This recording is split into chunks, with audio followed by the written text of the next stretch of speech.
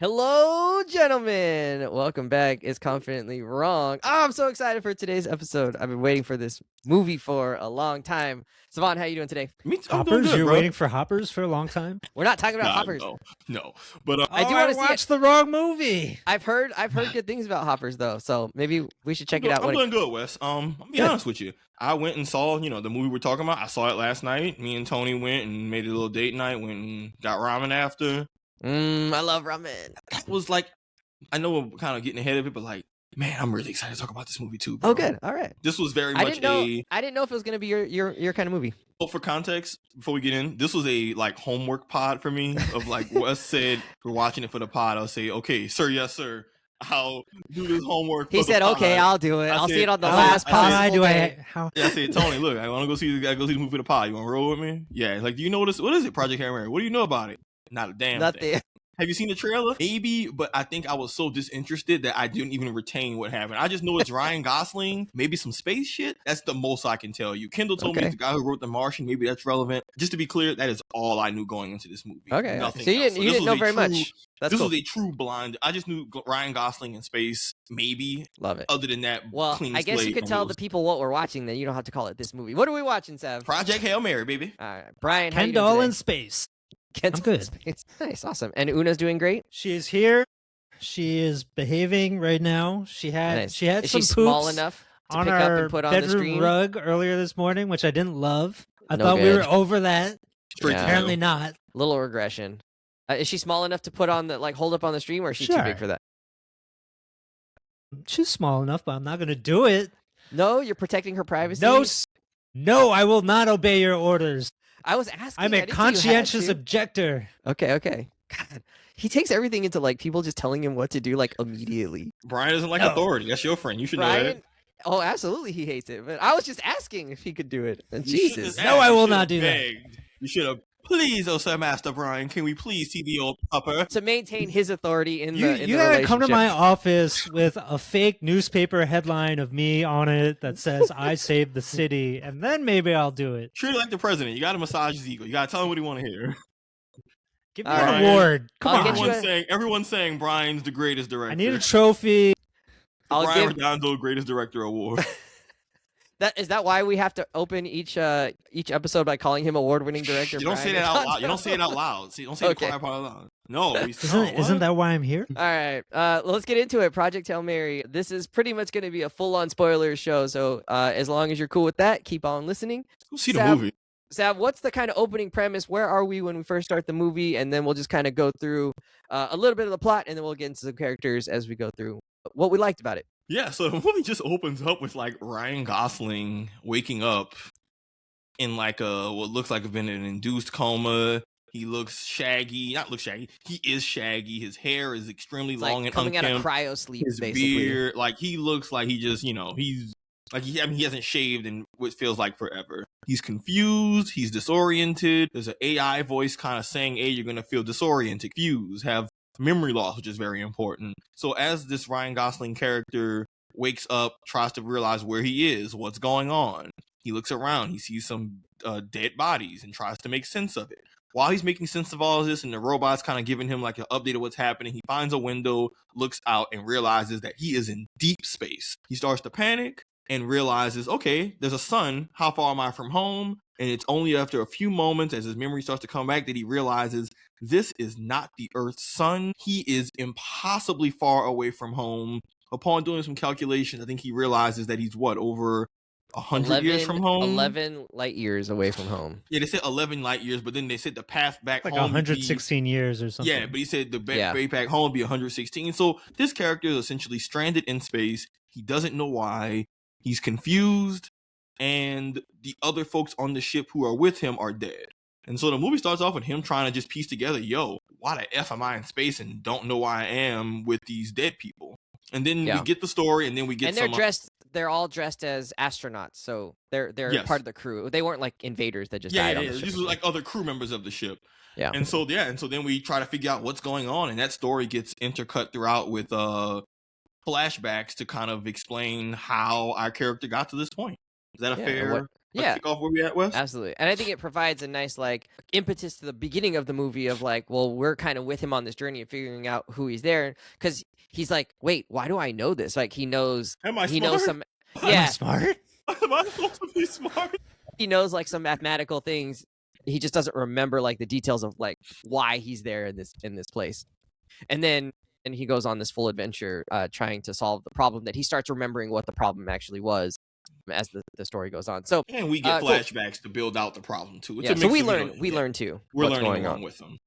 And I was able to read the book a few years ago. So I like this author. Andy Weir wrote The Martian. He wrote this book called Artemis, and then he wrote Project Hail Mary. I don't know if he's written any other since then. All of them have this tie together of there's a one main character who is very clever, very smart, solves all of their problems through thinking through the problem and like figuring it out. So I don't know if you remember the Martian movie where it's like Matt Damon has to, what does he say? He has to like engineer the shit out of the thing or something like that.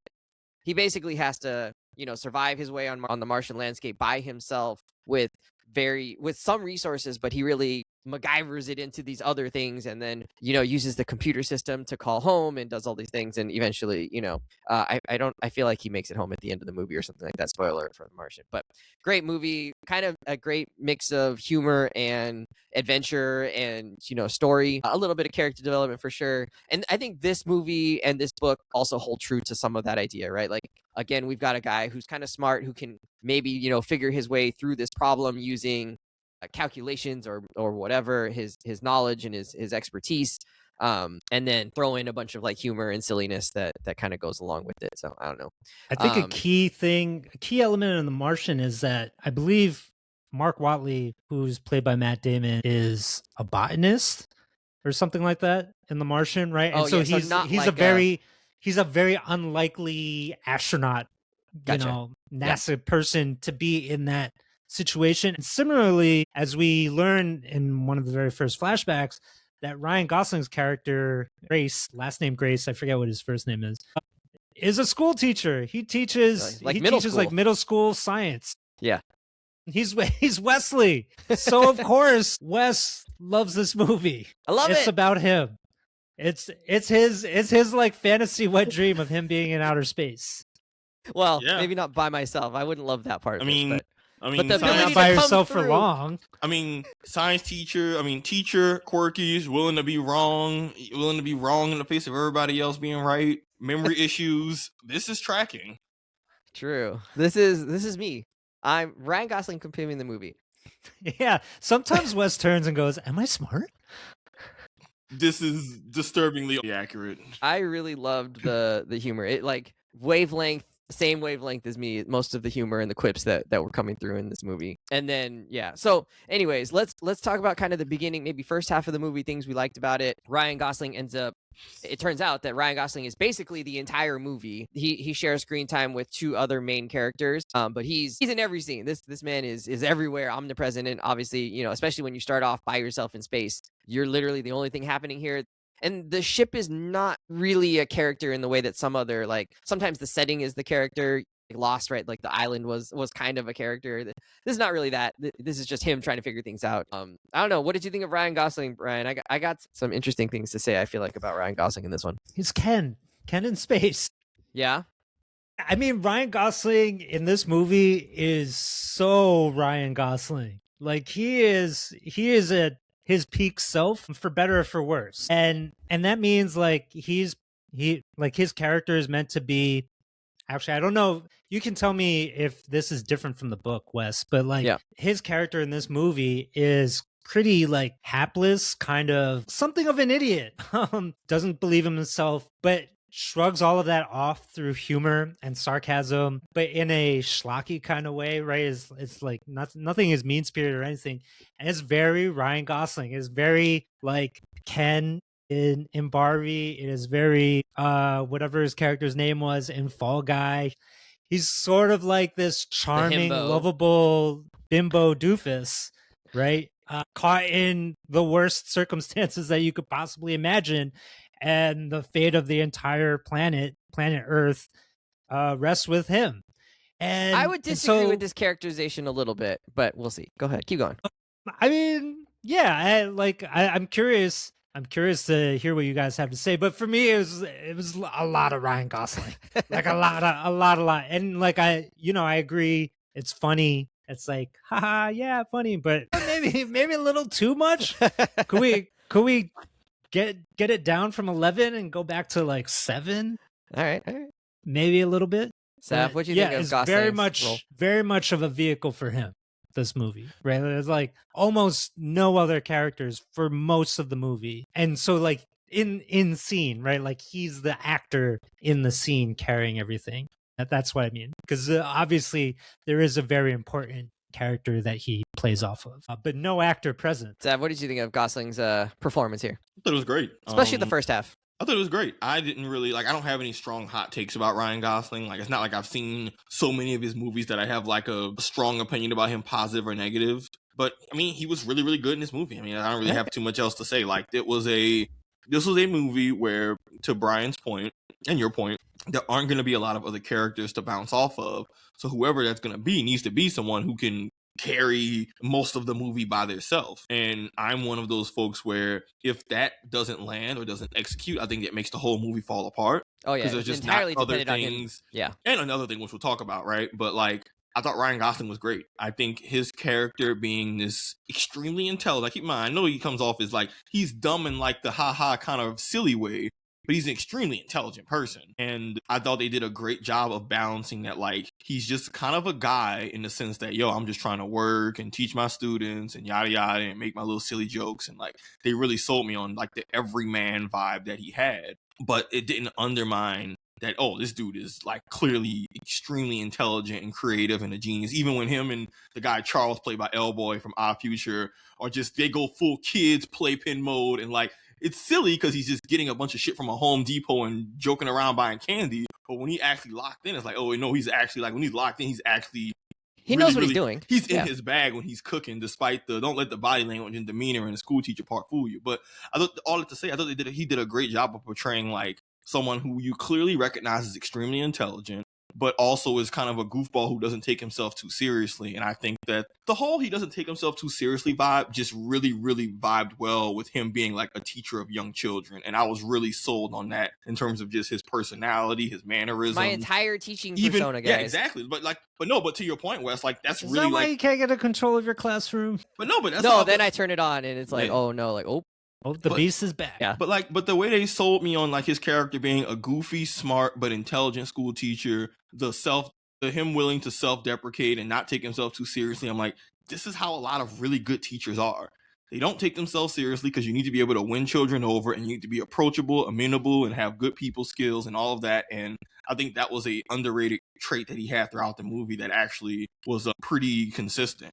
And it works even better once we learn more about the backdrop of how he got on the ship in the first place. Choo! And it kind of it drives home those elements of the character in a way that's like, it makes him very, very human.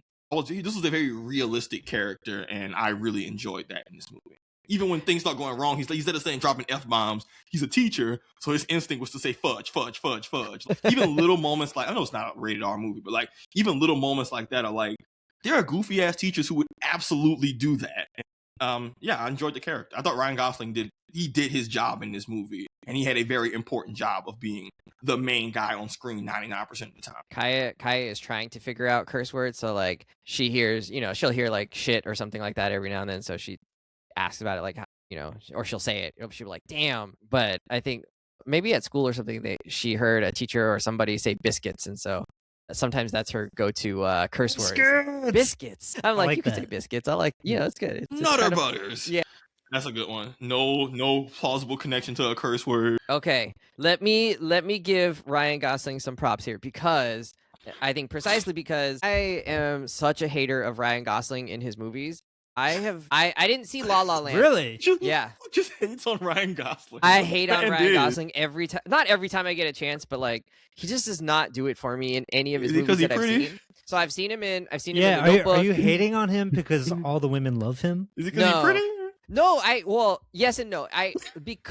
Not because he's pretty, because like everyone not everyone, a lot of people sort of like him and they think he's like a great actor or whatever, and they enjoy his movies. And then every time I go and see him in a movie, I'm like, he has no expression, he has no like character, like charisma, no personality. He's just this flat, like, okay, I'm doing this, you know, like the one he did where like he was in love with like a robot or something. The one, Notebook. Lars and the Real Girl. Was that him? In the Notebook, he was just kind of a flat, nothing character. In the driving Crazy movie, Stupid Love. In the driving movie, he was just kind of a stupid, not stupid. He was just very flat, like he had no emotion.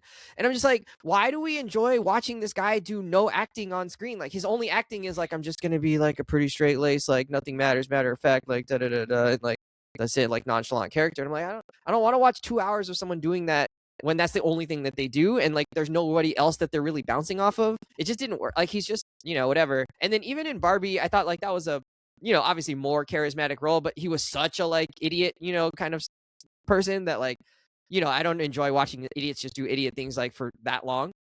I don't know, maybe that's not true. I have seen some, you know, Will Ferrell movies that I've enjoyed where like Ron Burgundy, but I just didn't enjoy it necessarily like, oh, like that's great acting or whatever, and really enjoyed his part in it. And this movie is the first movie where I've been like, and Fall Guy. Even Fall Guy, I was kind of like, you're just, I don't know, you're fine, I guess, but like, I don't really care about your chemistry with Emily Blunt at all. And in this movie, I was like, this is like the best, most likable character I've ever seen you play. And I fully believe that you were this person, and it worked for the movie, and it worked with your interactions with Rocky, who we'll talk about in a minute. And his interactions with I don't know the other lady's name, the director lady. And I don't know, props to him. I think this was the one where I was like, oh, I'm like, if this had been the movie I was introduced to Ryan Gosling as my first experience with him, I would be like, man, this guy's awesome. I love this guy. I'll go see his next movie. So shout out to Ryan Gosling. Props where props are due, I think, in terms of, I enjoyed the Ryan Gosling to the 11 here. It sounds like you didn't enjoy that as much, Brian, but a lot of shtick. I found it really endearing and fun and enjoyable, and kind of balanced out the like really serious nature of the gravity and stakes of what he was dealing with in space by himself. So I thought that was great. So I don't know. Did it jive with his character in the book? I think so. I mean, the problem is I read it 2 years ago, so like I don't remember every single detail. Okay, never mind. Know.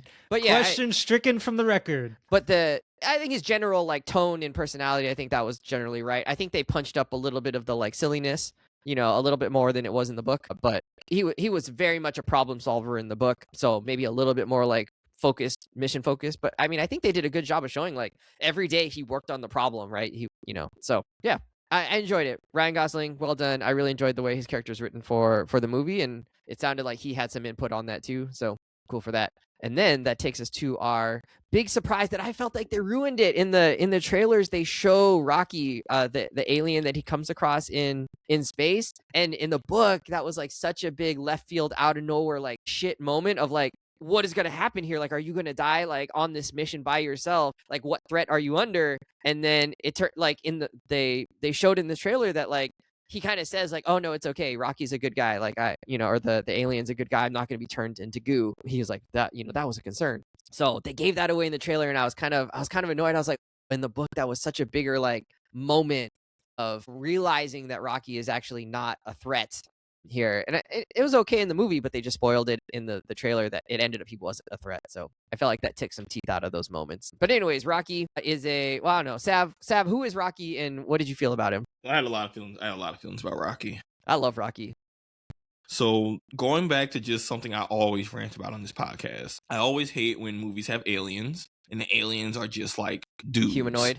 Yeah, just dudes. Yeah. Extra points if they Two go eyes, mouth, face. You know, if they're exotic, maybe they'll have, you know, purple skin. But if they're real lazy, they'll just be like a white guy, Omni-Man. And so, you nostrils. know, they'll adjust the nostrils maybe with makeup. That's about it. Point is, Omni-Man has a mustache. Yeah, he's just literally a dude. The Viltrumites are literally just dudes. Superman. So I'm always very critical of that. If you're gonna give us humanoid, at least give him some horns or some purple skin or some shit, right? But I also recognize that when it comes to making these characters, especially the creative folks, audiences in a visual medium can struggle to connect with a character that just doesn't, that they can't empathize with, right? So like not having a face, not looking humanoid, it's really hard to empathize for us as what we might perceive as like an inanimate object. And that's why, and that in budget is why most movies go with aliens that we can look to and immediately connect to. This movie did not shy away from that at all. And they said, no, Rocky is an effing alien. And we're not going to pull any punches on how alien he is. He don't look nothing like us. There's no common ground. We don't operate the same. Our biology's not similar. There was pretty much no real biological common ground between Grace and Rocky. And the movie didn't like shy away from that, which I think, one, that's very bold, because kind of like Ryan Gosling's character, Grace, if Rocky doesn't connect to the audience, this entire movie falls apart. And then it 100%. just becomes, why is Ryan Gosling talking to this pet rock, and what is this shit in space? Yeah. Is he It turns just into that is he very just quick. Castaway talking Yeah. to Wilson, basically, right? Yeah. So to Yeah. get you to empathize with a character who doesn't emote the same way we do, doesn't communicate the same way we do, doesn't look the same way we do, is really hard. But oh my God, they knocked it out the park. They gave Even him the some part- emotes. He kind of like tittered. Yeah, but You know, like very that's human hard titters. to. Yeah, but that's hard to. Having him look a little cutesy is different than you being emotionally invested in his character and recognizing he's really, really smart and thoughtful and creative, not just like this little cutesy thing. And you know, you have to really make him invested too as a character. And they did a great job from their first contact to them figuring out communication to then when Rocky gets the little voice thing, and then you get to actually see Rocky's personality. Amaze. Yeah, and I'm like, but and you know, even some of the little things of like how there's still not clean translations for stuff, and how there's no tones for a rock making sounds for real. So if it's a question, he ends it by saying question. to say whether it's a declarative or, you know, what type of sentence it is. Like little shit like that, that's like, okay, they're still not on the same like operating system, but they still make it work. And I was completely bought in. Like there were multiple times where I'm on the edge of my seat because I'm worried about Rocky. I'm worried when he's saving his life. I was so concerned that like there were several points where I thought Rocky was gonna die and I was gonna lose my shit. Like I was gonna be like, yo, they bet not kill this man. When he had to activate the manual centrifuge and save Grace, or when he had to come out of the containment thing to save him and he looked like he was in a coma, and just I haven't seen a lot of movies sell me on a relationship between like a human character and like what essentially looks like an inanimate puppet object in a while. And for the whole movie to hinge on that and then for knock it out the park is like, I have to give them their accolades, and it's just really hard to do. Like I don't know what else to say. Like but also my other thing is, and this is why I love not knowing shit about movies sometimes, is that Rocky was completely a surprise to me. When I saw the other alien ship, I was like, shit. Yeah, right. And I thought maybe is it like another human civilization? Is there some time loop stuff where previous civilization humans came? I didn't know what to expect. But then I'm looking at the ship. I'm trying to analyze the ship's aesthetic to be like, what is their deal? Like, what a cool design, right? Yeah, even when they're looking, I'm like trying to figure out real time. Like me and Tony next to each other, I'm like, okay, so he can do some kind of like 3D printing rock thing or something, and it's like we're trying to just figure out what their deal is. But oh my God, between the technology and also Rocky being how Rocky was an engineer and Grace was like more of a scientist. Like I thought they did that dynamic really well to sell how they're like a dynamic duo, not just through species, but actually just different career fields. But man, I was surprised by Rocky. Did not know he was a thing in the slightest. I didn't think aliens were even going to be in this movie. I thought the aliens were the fuel thing. Like I thought that was the alien life of the movie. Like, okay, that's cool. Then we see Rocky. I'm like, shit, we got like real aliens in this mug. Yeah. But yeah, man, he stole the show. Every moment that was he was a mix of funny. He was serious. Him and Grace's friendship was great. I was sold on it. Every fake out death had me like not about to cry, but like I was like, yo, man, I can't emotionally take this. And so and the way I see it is that if they can get that emotional response out of me, they did their jobs. I was about to cry over Ryan Gosling's pet rock, and God damn it, that means that the filmmakers did something right. They deserve the awards for how they did that. If Rocky had died at the end of this movie, oh my God, I think there would have been a riot. Oh, I would have had to inflict violence on someone. No, it's like if there was any sort of emotional core for this film, it's definitely not Ryan Gosling. It's Rocky. For sure. And it definitely like really paid off. The thing that I really appreciate about his design, or just like the idea of I forget the name of their species. Iridians. The Iridians are nice. How did I know that? I just pulled that out of my butt. I was just like, dang.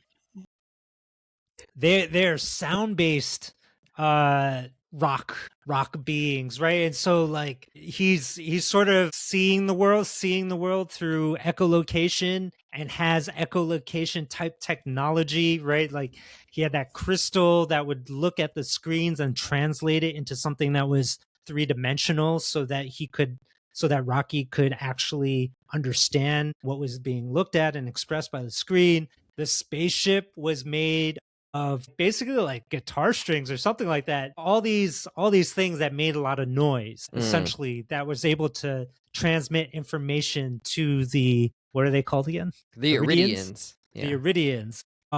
And I thought that was really interesting. And also, what was it? The gesture that Rocky says is Iridian for goodbye or whatever. He had ridges on his arm, and by dragging his other hand across those ridges, he's making sounds that then communicate goodbye or whatever, or their equivalent of it. And I thought all of those details were really fascinating, interesting, and so imaginative, and just like really helped you immerse in what could actually be an alien species, rather than what Savon is talking about, which is the lazy thing of just making a carbon copy of humanoid people. This was actually really well thought out and well presented, and gave us, I think that actually helps us embrace Rocky as a character even more. We understand it as a being, as a thing that could exist.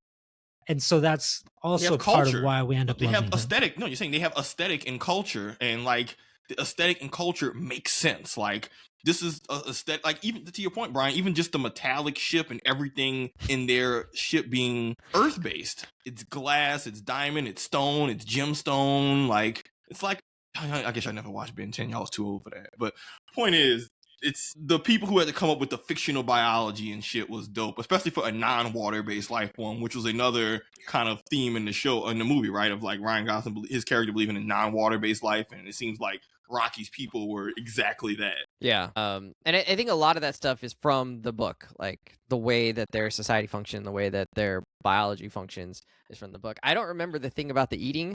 Do you remember the gag they did with Rocky eating some kind of goo or something like that, but like through his anus? Man, I wish you remembered the book, Wes, so you could tell us about some of these differences. Luckily, I did do a little bit of homework last night after the movie. Okay, nice. See some of the differences? Yeah, so, and I want to, and maybe you tell us what were some of the differences that you Googled. At me and Brian's own mental health peril of me asking you this question. Don't do it. Oh, no. Look, Brian, at our own peril. Don't do it. We know Wes's answer. When I was reading reviews about the movie, one thing I heard was that obviously the book has a lot that happens, and they had to condense quite a bit just to make this movie work. And even then, the movie was still 2.5 hours, and they probably wanted it to be a longer cut. Were there any noticeable things that you felt like were condensed from the book to the movie, for better or for worse? Like, I'm not trying to tee you up to just be like, oh yeah. This sucked, but like, you feel like, how do you feel like they adapted it in terms of what they choose to keep and what they choose not to? What I read a lot was people saying a lot of the detailed science stuff they kind of had to gloss over because you just only got so much time in the movie to do, and you can't explain every tiny science thing. And they leaned more into Rocky and Grace's relationship as the way to endear you, and then the science explanation is kind of, you just kind of have to suspend your disbelief or trust what they're talking about. I think how did that land in terms of like the book? How did that feel in terms of the book from the show? Like, did the book feel more sciencey than the movie? Is the movie more feel good relations and science? Like, how does that? Does the book feel more sci-fi and the movie feel more like drama? Like, how did that land with you? Buddy comedy. Yeah, kind of on the slick, but in a good way. Yeah, I think it was less of a buddy comedy in the book. But I think really it was a good translation, right? Like, not everything that you do in the book is going to work on screen. And we've talked about that. Like, you can't just adapt it word for word and hope that it's going to work. Like, the screen has a different strength than the book has, right? And like the book, you can get a lot more internal. You can do a lot more things like that. And the movie, you can do a lot more like external and showing things. But you don't get as much. It's a lot harder. It's a lot less effective just to be like, well, this is what I was thinking during this moment, and now I'm thinking this. You know, like, you just it's not how we want to, watch a movie. So I would say the one difference that I thought kind of illustrates what you're talking about is the process of them developing language. Actually, I thought was a lot cooler in the book.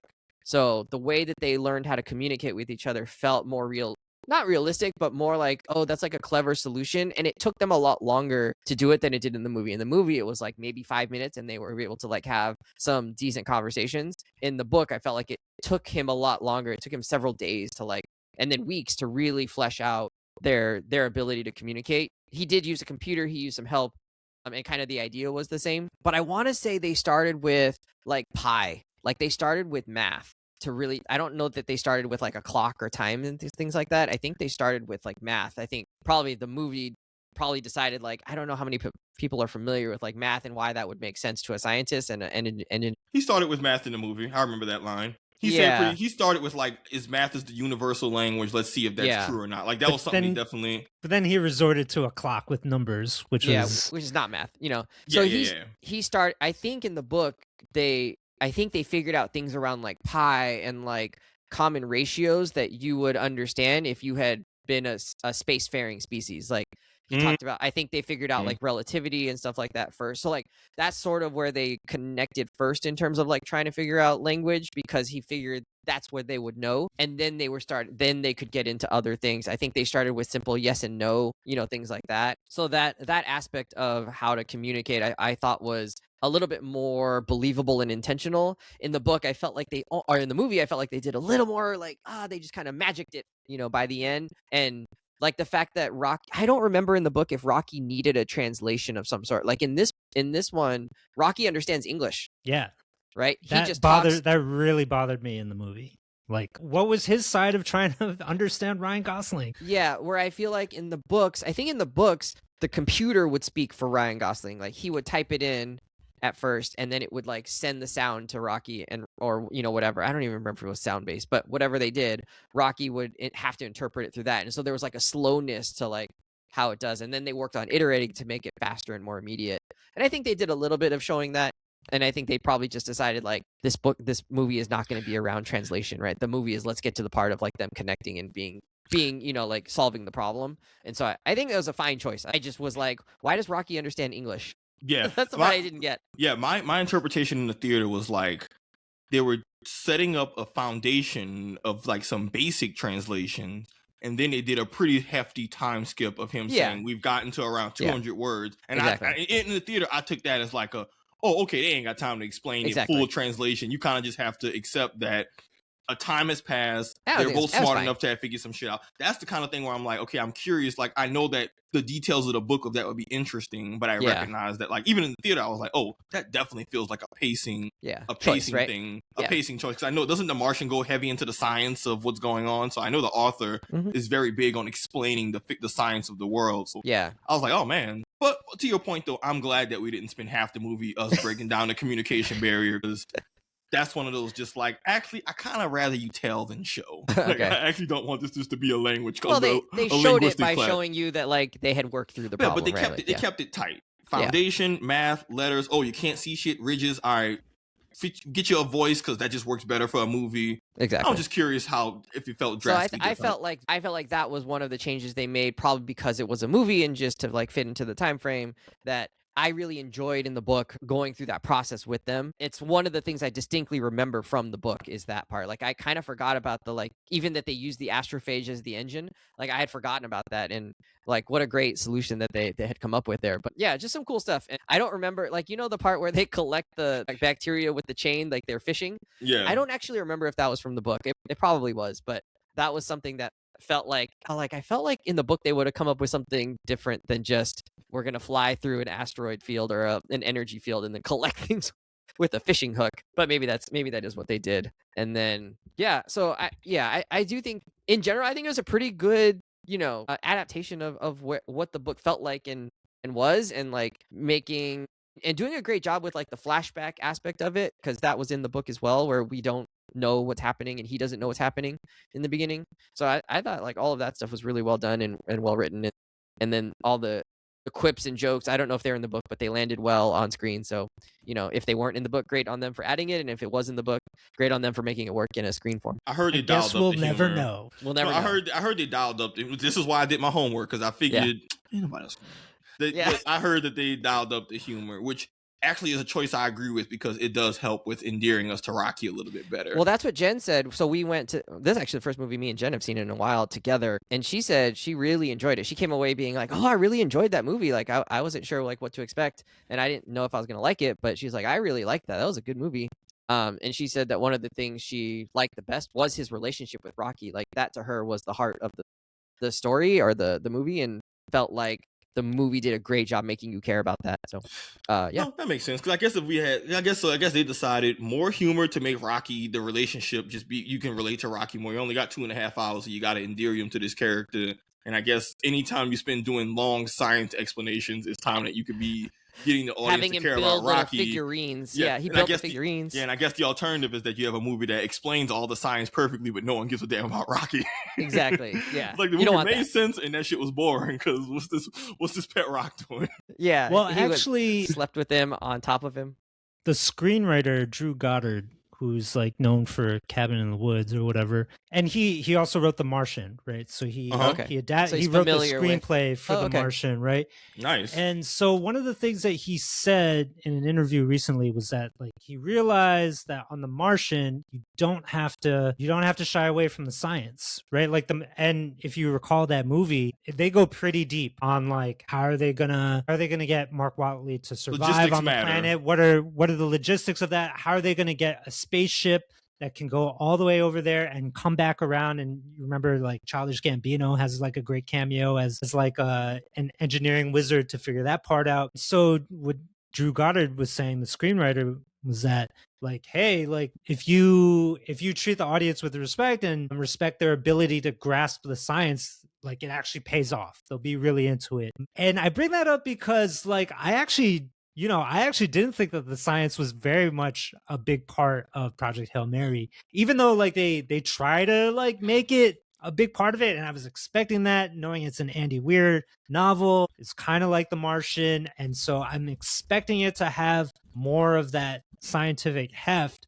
But I felt like Drew Goddard actually did the opposite in this movie, and that he papered over a lot of the actual science. He papered over like the communication issues, like you talked about, the whole astrophage thing. Like we knew enough about it to understand that there was a problem, but ultimately we don't fully grasp like why exactly are they going from planet to planet? Like what's going on Venus for them to get carbon dioxide? Like, and so like the movie is like dropping little hints here and there about what these things could mean if they were actually grounded in science, but doesn't spend enough time to let us understand those things. And so it felt like you needed a lot of suspension of disbelief to basically allow the rest of this movie to work. And so I thought that was kind of a surprise for me coming into this, knowing who is involved from The Martian. So then my follow-up question to you, Brian, is that like, and I don't disagree with you, like this movie definitely said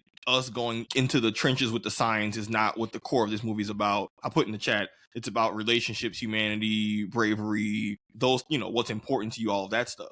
I know you said that they didn't focus on it as much, and you have to suspend your disbelief, which, by the way, I agree. There's a lot of like fake. I mean, most of this is pseudoscience, so you got to kind of just suspend your disbelief a little bit. I know that they asked you to do that. Were you able to do that when they decided we're not gonna go detail explain every science thing? We're gonna trust that you can get the gist of it, accept what it is in the movie, and that doesn't take away from it. That worked for me. Did that work for you, or would you have liked them to? Because I was reading about how they just had a very, very long cut of the movie, and they were really it was like struggling. 3 hours and 45 minutes or something. And even me reading about the book, Wes, I learned, there's a lot of shit that happens that they absolutely had to condense. Like even just the whole bacteria leaking out and eating the fuel. Like apparently that's a way bigger thing in the book. Them breeding the bacteria in the first place is way, way more fleshed out. But like, Brian, do you felt like you would have wanted more of that? Or do you felt like I was able to suspend my disbelief enough to where the movie worked, and I'm glad they leaned more into the relationships of the characters than just the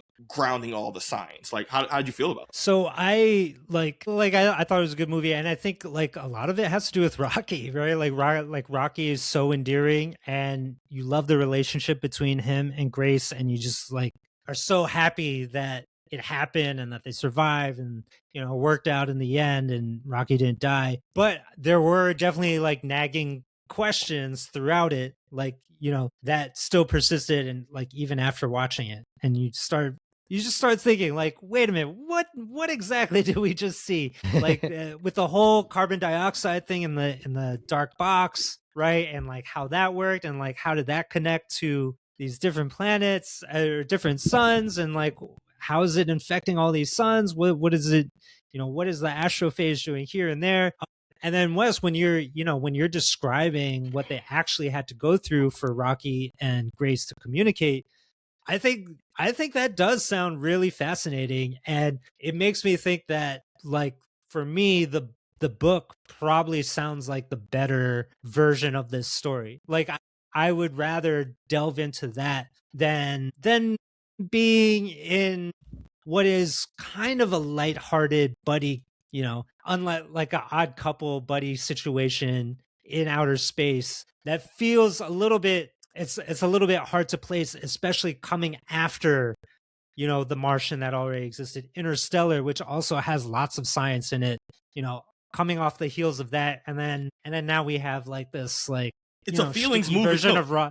It's a feelings movie in a science. It's a feelings movie in a science world, and like, which is kind of a throwback, secondary right? to the feelings. Yeah, which is like kind of a throwback to like an 80s or 90s type movie where the science is less important.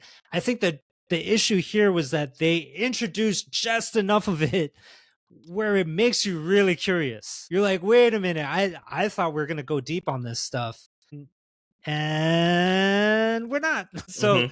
So I think for me that was a bit of an issue. That makes sense. I don't think they had to. Well, I don't know. I would come from the other perspective. Is like, I don't think they had to. I think if you have some scientific background or knowledge, I think nothing they said was like false, right? So like you pick up on like, okay, yeah, that's what would have happened, and I get why like this is happening. And if you don't, like, that's not necessarily like the most important thing, and it doesn't provide the impetus for the story moving forward all the time. I think what they did show you really good was like the iterative process of like science and engineering of like, you try something and see if it works, and you try this other thing and see if it works, and you try, like, you're always building your knowledge and understanding of what's happening through experimentation or through testing. And that's sort of what they did a good job showing, I think, as a process. And I think that works here too, because were they really testing on the spaceship though? Because they don't know. Well, what do you mean? I mean, they don't know much about the astrophage. So like the why of what they're doing, I don't think they actually figure that out, right? Like they have some ideas around like how it's happening and like what's spurring it on, but I don't know that if they know like necessarily a why or like what motivates the astrophages.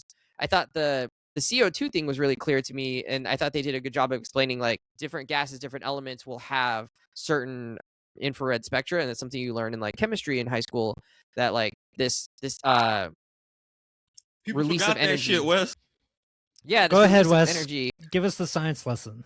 Well, like just basically like all atoms, like when their electrons go that up to a certain level and then come back down, the quantum levels, right, like create really distinct bands of light. And so this particular wavelength of light is how they figured out like how the astrophage were trained to react to it, because it represented there was CO2 in that atmosphere, and so they were heading for CO2, and that allowed them to reproduce. And I mean, all life forms, they're evolved to reproduce, and so I don't think that they had to go necessarily more into depth than that. Like they weren't like thinking, right? The astrophages weren't like smart characters here. They were just following their own biology towards whatever was attracting them to the planet, which in this case was CO2. I mean, but how is that happening across all these systems? The Petrova line situation, like the Petrova line was just them. The Petrova line was them moving, and then the reason why it was a problem, like I think they introduced in the beginning with the kids, was that like the astrophages were siphoning the energy from the sun, which causes the stars to start dying, right? So like I don't know. I felt like they did enough basic science to where you can at least follow what's going on without having to just be like, Bill Nye. But also it feels like this is just if anything, this is just reinforcing that I want to check this book out, because these things that we could have gotten more of, I'm like, I see why someone want more of this. Yeah. But I also recognize I was in that movie for 2.5 hours, and so a lot of it I feel like is in the book. They do. But, I think he does some good science in the book. Yeah, 100%. That's my point, though. That's why it's like I can see like why the book, appeal. right? It seems like you really should check out the book if you're into just like, if you want to just learn more about this world that's been expanded to you. But on that same note, this, knowing what I know about the book now a little bit, I'm kind of impressed with the movie adaptation because I understand the things that seem to have been cut. And even if you don't fully agree, I get where it fits in their artistic vision of we're not about to have this be a science lesson movie and some shit that's already about to be 2.5 hours and stuff we already got to condense. And so I think it was a good call of adapting this movie from being more of the science with the relationship part next to it to leaning into like the science has to take a back seat because we only got two. I think they took full advantage of the movie medium to adapt this story. And that's why I want to talk a little bit about the shots. This movie had such good cinematography. I know we're talking about the story beat that's stuff, called a segue, ladies and gentlemen. but the visuals, oh my goodness. Just I thought a segue. Not this spaceship, baby. We got astrophage. But like so many shots were just like beautiful. The first shot of him realizing he's in deep space and you just see the pan out to all the stars. Him getting to the planet and then seeing another effing ship that is at one point mirroring his exact movements. That was hilarious. The green planet, and he's like in Ryan Gosling's just straight up grace, like, I'm having a moment right now. And I'm like, me too, bro. Me too. And Rocky's just like, this shit is whack. What are we doing here? Yeah. Can't see it. Those beautiful moments, but still interspersed with a little bit of humor. Even just the sound design of Rocky naming people and saying his wife's name. I was like, okay, I know it's a little bit funny because it's so long, but like that is low-key beautiful sound design. Even when it had all the red energy stuff that was around him, like this movie might have cut back on the science, but oh my God, the visuals and just the way they did so many shots were just breathtaking. And like those were the moments in the theater where I'm like, man, this is such a good effing movie to see at the movies in person because you're just getting this visual eye candy. And we would be remiss if we didn't talk about just how beautiful this movie is. Agreed. Lighting was really cool. I thought some of it was like a little bit unrealistic, and it was okay because it's like a movie and it doesn't have to be realistic all the time. So like I'm totally fine with the choice. I was just like thinking like there wouldn't be that much beautiful light coming into a spaceship at all points of the spaceship. Like usually a spaceship's pretty closed off and like it's either going to have artificial light or you're going to have no light and it's just going to be pretty. So the fact that like every single shot Ryan Gosling was beautifully lit by the sun at a perfect, 70 Maybe degree he just angle. looks good in every source of lighting. All right. But I don't want you to say nothing next movie when you're like, yo, man, the lighting was so dark I couldn't see shit. I'm like, too bad. That was realistic, damn it. Yeah, no, it was fine to be a little bit unrealistic in that way because it made it look more gorgeous. But I was thinking in the movie, like, I don't think this would be lit like this all the time in the middle of space, this far from the sun or from any of the stars around him. Like, but it was fine. That's in Ryan Gosling's contract, man. This one I'm He's got to be lit really well. Beautifully lighting only. This is how you ruin it for people. No spaceship should have mirrors. Mirrors? Why these spaceships got mirrors? It's not a car. It's not a windshield. It's just space, and your shit should just be getting wrecked. But, we need the shot of space, and sometimes that shit's cooler than just practical fictional engineering. There's one thing I also wanted to highlight that we haven't talked about a little bit. One of my favorite parts of this movie was the way that they cut the flashbacks in. And they're building up to all this conflict. And so throughout the movie, I don't know about y'all, but my opinion about Ryan Gosling's character, Grace, kept changing as we see more of these flashbacks. The movie opens up. I'm thinking, oh, he's a smart guy on this ship. He must be just some really hardworking scientist dude. Oh, that was an accident. Okay, he got to really step up. And then we see him immediately putting in work, handling shit. So you're like, oh, this dude's very smart and capable. And you see the flashbacks. It's like, oh, yeah, he's really smart. He helped even get all this shit off the ground. Man, homeboy really doing some dope shit. He wasn't selected for the team? Huh. Okay, that's a little weird. I wonder what that happened. Part was like, oh, all right. Okay. But so what happened to the main guy? The karaoke scene, and you see some people coupling up. So even in that moment, you kind of think, he sees them coupled up and maybe he's going to step up and say, no, I'll go. Which I don't know if y'all saw the same thing. I 100% interpret it as like, he sees everybody being all nostalgic and stuff. And he's like, okay, maybe he'll say, you have something to live for. Go here. I'll go. Yeah. And then that still didn't happen. I'm like, there's gotta be, I'm sitting next to Tony like, yo, there's gotta be another shoe that's going to drop about why the F this man is on this ship. And we're getting towards the end of the movie and I still ain't got an answer. And then boom. And I'm like, oh, shit. And then you learn it's a measuring error, which is the most sad but realistic accident possible. And then you're thinking, okay, so the people died in a crazy accident. That's when he steps up to the plate. And then you learn, no, he's still like, yo, F this. And then for you to learn that at the end of the movie that they kidnapped my son and forced him into this situation where he ended up being the sole survivor completely puts the rest of the movie in a completely different light. Yeah. Because at first you thought he was some guy who's just Soft stepping up to. lighting. What you mean? Nothing. Well, what does that mean? Go In on. a different, go on. he said a Soft completely different lighting. light. Yeah. Whatever. But yeah, but it changed how you viewed the character because it went from, oh man, this dude stepped up to the plate when the team needed him most to like, they kidnapped my guy. Yeah. And he's being very, so even if always telling Rocky, I've made peace with it, I'm good with it. And you're thinking, oh, okay, good for you. And then he tells him, yo, I made all that shit up. And then you learn before, he really meant that because he really got forced. It's not like he sacrificed, but he hasn't made peace with it. He got forced to do it and still had made peace with it. And that just completely changes just how you view his character and how you went through this whole movie, and even him not telling Rocky about how it was a one-way trip, and just that whole, I don't know, something about this, just that learning that he was actually coerced and forced in the first place was just a very good shoe drop that really shifted how I viewed this character, because he was someone who really was just in the worst of circumstances, making the best of it. Yeah, he's not actually the hero that chose to be a hero.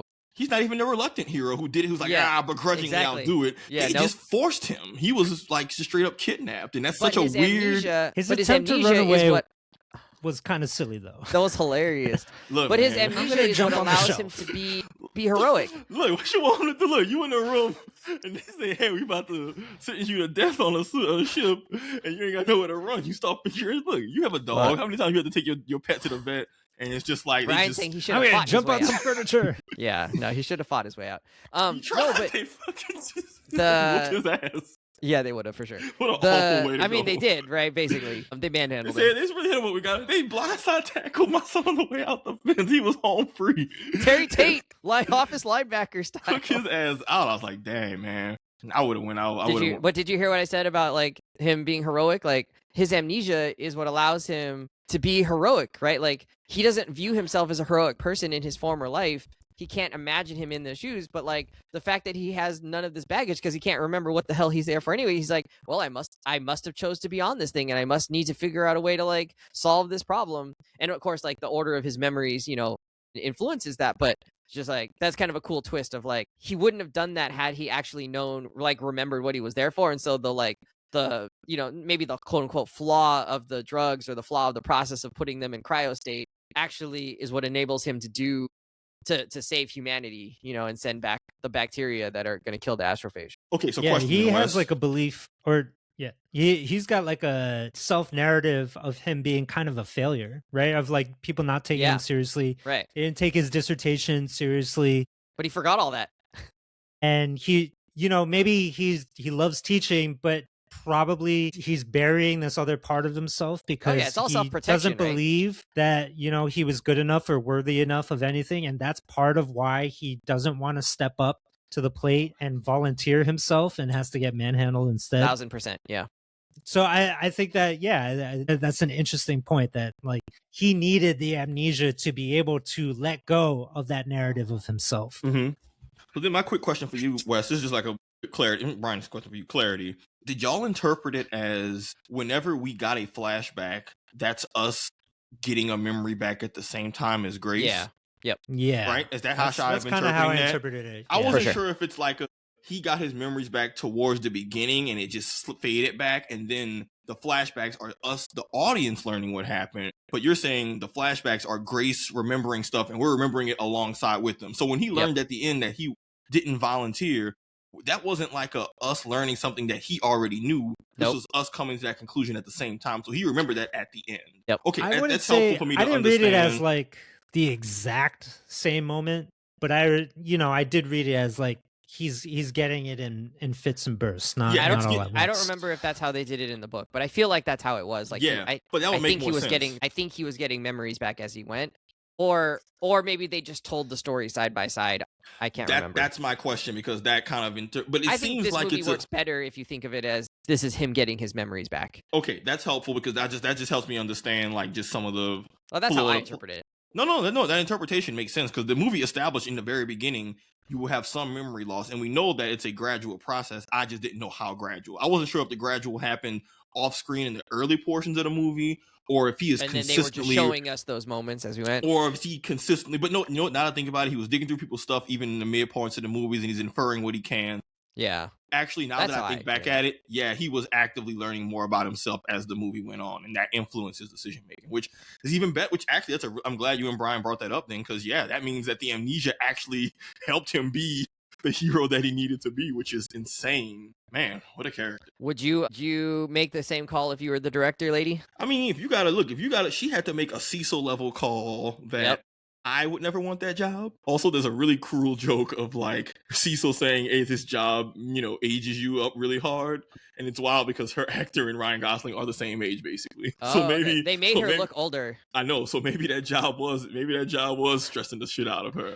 I could not have done that, but I would never want that job in the first place. But there needs to be someone who can make that call. I want to say in the book, look, we need Cecils in the world, but I never want to be our Cecil. That's kind of the way that's kind of where. Gotcha. I want to say in the book, actually, that character is a man and is a little bit more fleshed out. Like, it is actually more like a Cecil job. She's like, you're granted, or he, the character is granted some emergency powers from a bunch of different nations, and kind of acts Ava like Stratt. they do. Yeah, acts like she does in the thing where it's just like she just has to make a call and be like, we're doing this, we're doing that. I'm telling you what to do. Here's what we're going with. But I think that like there's some distrust in the book from a lot of different people trying to figure out like, is this person actually like trying to do what they say they're going to do, or are they like actually just amassing power for like power's sake? I think there was a little bit more open question about that. I mean, eventually it becomes clear that they were really trying to do the right thing.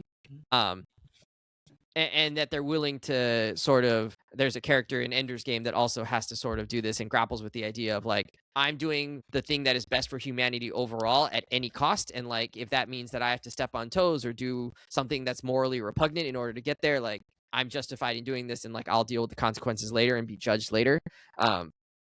And I think this character was more along that lines of like, and they kind of went into the psychological side of that a little bit more. Yeah, I mean, I heard the books were way more in depth about like the Earth politics and dealing with the global change. And there's a lot of big stuff that's just like, it's cool, but they just couldn't fit it into this movie and the story they're trying to tell. Yeah, I don't remember that stuff. It feels like it's like, again, I was just reading like something happens with Antarctica and something happens with Africa, and I'm like, oh, okay, that sounds dope as shit. Doesn't sound like it could fit into this movie, but if anything, this is all just motivating me to check out the book just to see, okay, I like the world that they've introduced. Even if the movie didn't have time to explore it all, this book is like, okay, well, the book is gonna let me do it. So I'm actually kind of pumped for that. Like this whole conversation is making me want to check out the book. Well, I think that's the right call because, like, from reading the book, that's not stuff I remember, right? But I do remember the stuff, well, sort of. Once I saw it in the movie, I was like, oh, yeah, that did happen. Like, the stuff on the ship was, like, stuff that happened. Him ending up going back to save Rocky when he realized Rocky was in danger. That happened. I remember that being, like, a big moment.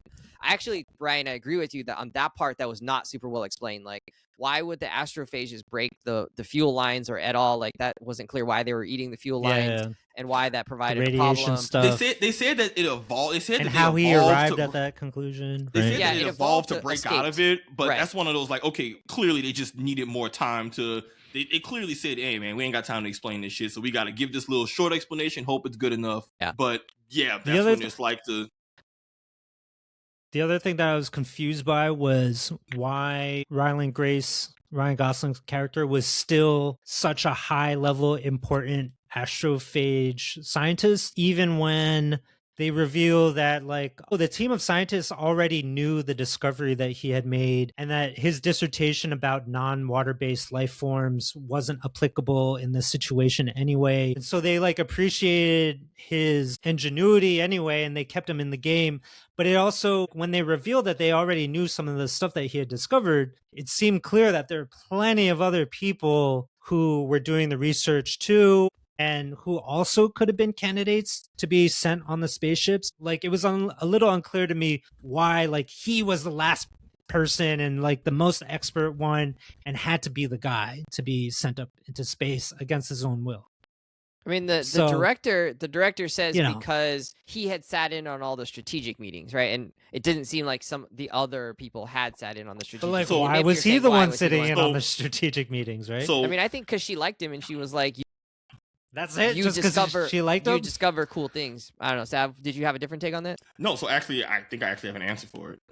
So I think it's a two-parter, and some of this has to do with it's a two-parter. So one, I think it's that regardless, Brian, he was considered to be just like more knowledgeable than everybody else. Take it for what it's worth. But I think the bigger thing, and this is one of those I was reading about the book differences to see like if there are any major shifts. One detail that the movie just never went into is that, and this might explain why, well, actually it makes perfect sense. There was a genetic component of who would be compatible for the deep space mission.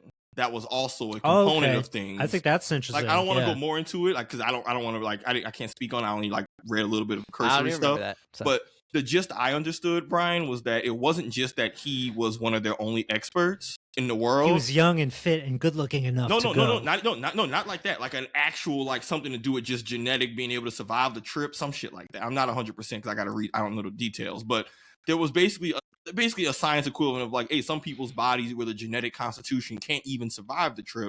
And he's one of the only people who has like the physical constitution to survive the trip, and after the accident has the skill set to do it. So it's really I don't know. I'm not saying that's the best answer, but there was more to it of just, oh, why him? There was like no one else can physically survive the trip, and he's the only person with the astrophage experience, and their other redundant experts all got blown up. So right.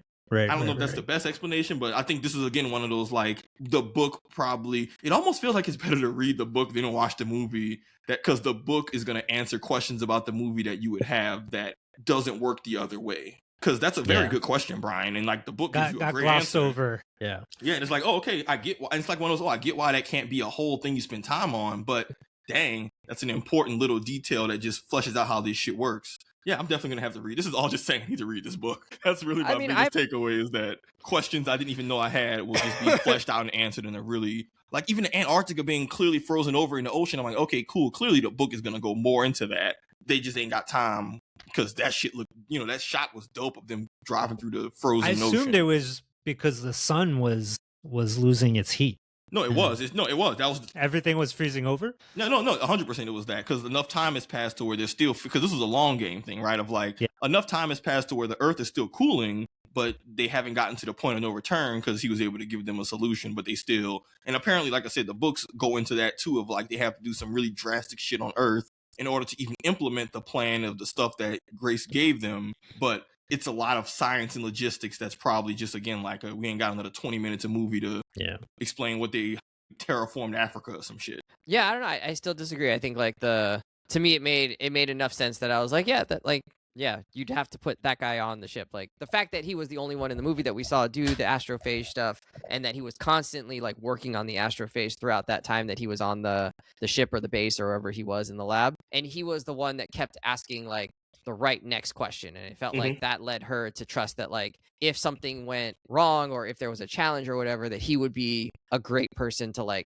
solve the next part of the question, right? Because you can't predict everything that's going to happen on a mission, and I think her intuition was this is a person who doesn't like that understands like you can solve a problem through asking questions and testing and and like that's what was going to be needed on this trip or on this mission to wherever where he had zero support, right? He'd have to be the entire question and solution. He proved himself to be good at that particular skill set. That's how I interpreted, like she knew that he was the one that she needed to choose to go on this mission, even without the genetic explanation that might have been in the book. Yeah. And also, Brian, the last thing on that is that they did say they could have gotten somebody else, but they would have had to push their timelines back, and they were unwilling to do that. So some of it was like, we could find someone different, but you're here.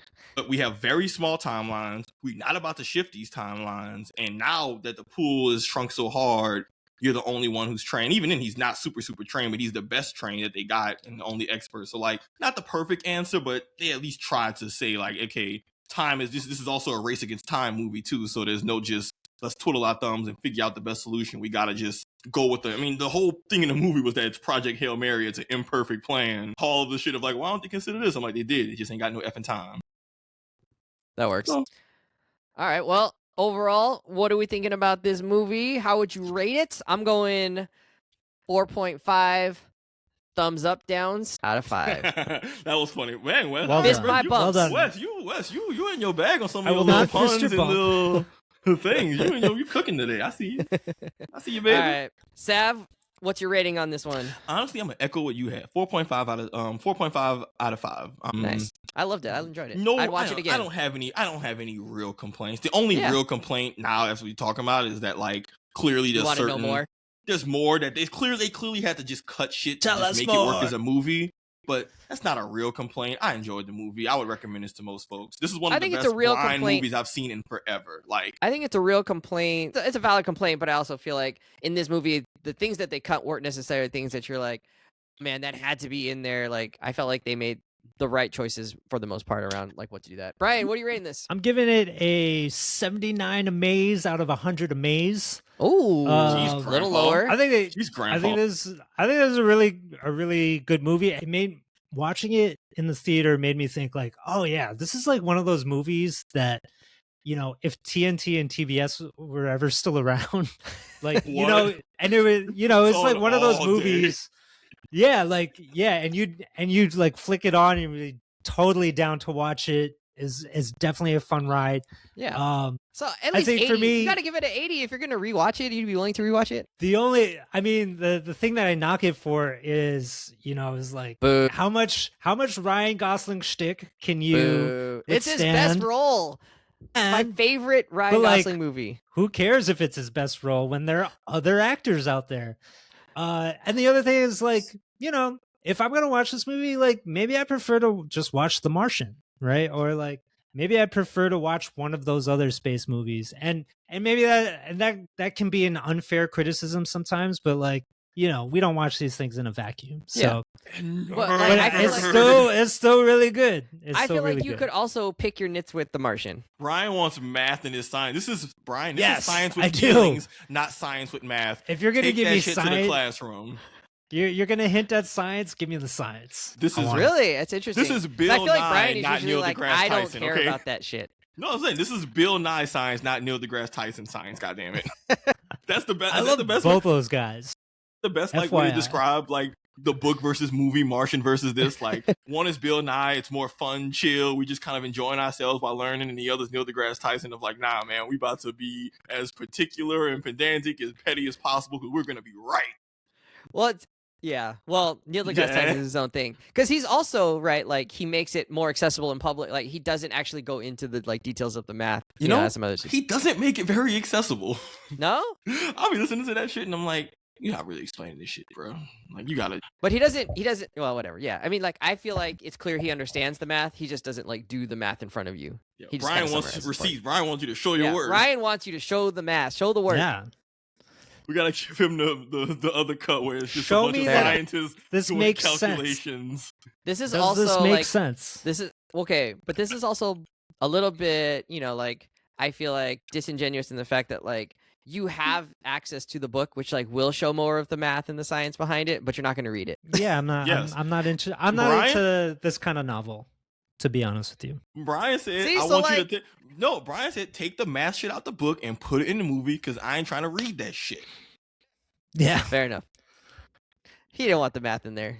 The Martian is the perfect counterexample. This is funny. This is me and Wes. This is me and Wes just looking at Brian like, yeah. I don't think they did a ton of math in The Martian. I think you're remembering that movie. They had a differently. lot of scientific concepts that they presented, which were key parts of the plot in them. And that's fire. So I'll watch The Martian too, if I right? want math, and I'll watch this if I want feelings and vibes. They talked about like this one was very much about vibes. Hell yeah! And the vibes were, there's a vibes buddy were immaculate. film. Yeah, and the vibes were great. The vibes were great. I don't know. I feel like you're over indexing how much math was in The Martian and under indexing how much it was here. Like they had to do the math. Well, Wes, if you remember the books, you can have receipts to argue against this man. I know. I wish I did, but you could be it doesn't dunking mean on him right movie, now. I'm saying in the movie there's math. Like they have to talk about like how much astrophage they needed and why they needed that much math. They talked about the rate at which they were like replicating. They talked about like all this stuff and like they talked about like the spectral bands, right? The CO2, that's like not a concept that everybody's familiar with, so they had to explain it. They talked about like how the acceleration and stuff was like playing a role in things, how there was no communication with Earth that was meaningful. They talked about like they did the same calculation around travel time, like the 116 years or whatever it was going to take him. Brian ain't trying to hit that shit.